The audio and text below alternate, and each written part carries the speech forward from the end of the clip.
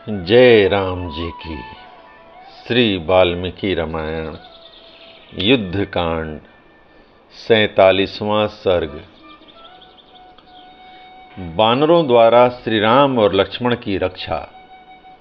रावण की आज्ञा से राक्षसियों का सीता को पुष्पक विमान द्वारा रणभूमि में ले जाकर श्री राम और लक्ष्मण का दर्शन कराना और सीता का दुखी होना। रावण कुमार इंद्रजीत जब अपना काम बनाकर लंका चला आया, तब सभी श्रेष्ठ वानर रघुनाथ जी को चारों ओर से घेर कर उनकी रक्षा करने लगे। हनुमान, अंगद, नील, सुसेन, कुमुद, नल, गज, गवाक्ष, गवय, सरभ, गंधमादन, जामवान, ऋषभ, स्कंध, रंभ, सतबली और पृथु, ये सब सावधान हो अपनी सेना की व्यूह रचना करके हाथों में वृक्ष लिए सब ओर से पहरा देने लगे। वे सब वानर संपूर्ण दिशाओं में ऊपर नीचे और अगल बगल में भी देखते रहते थे तथा तिनकों के भी हिल जाने पर यही समझते थे कि राक्षस आ गए। उधर हर्ष से भरे हुए रावण ने भी अपने पुत्र इंद्रजीत को विदा करके सीता जी की रक्षा करने वाली राक्षसियों को बुलाया। आज्ञा पाते ही त्रिजटा तथा अन्य राक्षसियां उसके पास आईं। तब हर्ष में भरे हुए राक्षस राज ने उन राक्षसियों से कहा, तुम लोग विदेह कुमारी सीता से जाकर कहो कि इंद्रजीत ने राम और लक्ष्मण को मार डाला। फिर पुष्पक विमान पर सीता को चढ़ाकर रणभूमि में ले आओ और उन मारे गए दोनों बंधुओं को दिखा दो,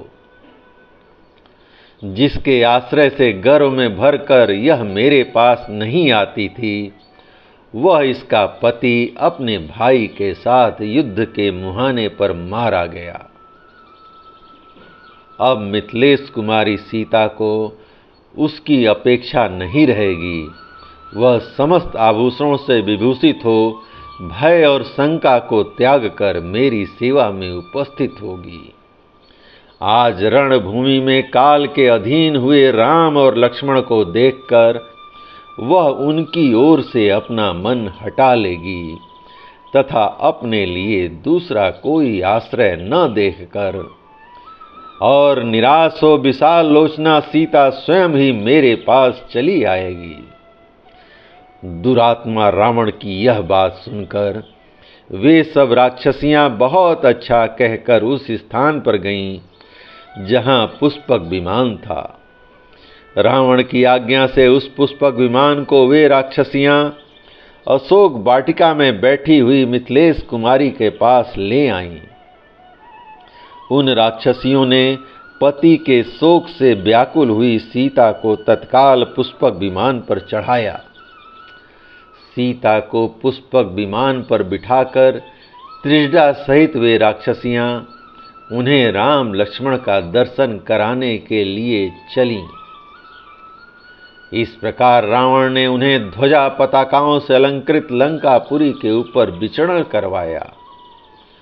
उधर हर्ष से भरे हुए राक्षस राज रावण ने लंका में सर्वत्र घोषणा कर दी कि राम और लक्ष्मण रणभूमि में इंद्रजीत के हाथ मारे गए। त्रिजटा के साथ उन विमान द्वारा वहां जाकर सीता ने रणभूमि में जो वानरों की सेनाएं मारी गई थीं, उन सबको देखा। उन्होंने मांसभक्षी राक्षसों को तो भीतर से प्रसन्न देखा और श्री राम तथा लक्ष्मण के पास खड़े हुए वानरों को अत्यंत दुख से पीड़ित पाया। तदंतर सीता ने बाण सैया पर सोए हुए दोनों भाई श्री राम और लक्ष्मण को देखा, जो बाणों से पीड़ित हो संज्ञा शून्य होकर पड़े थे। उन दोनों वीरों के कवच टूट गए थे, धनुष बाण अलग पड़े थे, सायकों से सारे अंग छिद गए थे और वे बाण समूहों के बने हुए पुतलों की भांति पृथ्वी पर पड़े थे। जो प्रमुख वीर और समस्त पुरुषों में उत्तम थे, वे दोनों भाई कमल नयन राम और लक्ष्मण अग्नि पुत्र कुमार साख और विशाख की भांति सर समूह में सो रहे थे। उन दोनों नर श्रेष्ठ वीरों को उस अवस्था में बाण सैया पर पड़ा देख दुख से पीड़ित हुई सीता करुणाजनक स्वर में जोर जोर से विलाप करने लगीं। निर्दोष अंगों वाली श्याम लोचना जनक नंदनी सीता अपने पति श्री राम और देवर लक्ष्मण को धूल में लोटते देख फूट फूट कर रोने लगीं। उनके नेत्रों से आंसू बह रहे थे और हृदय शोक के आघात से पीड़ित थे। देवताओं के तुल्य प्रभावशाली उन दोनों भाइयों को उस अवस्था में देखकर उनके मरण की आशंका करती हुई वे दुख एवं चिंता में डूब गईं और बोलीं,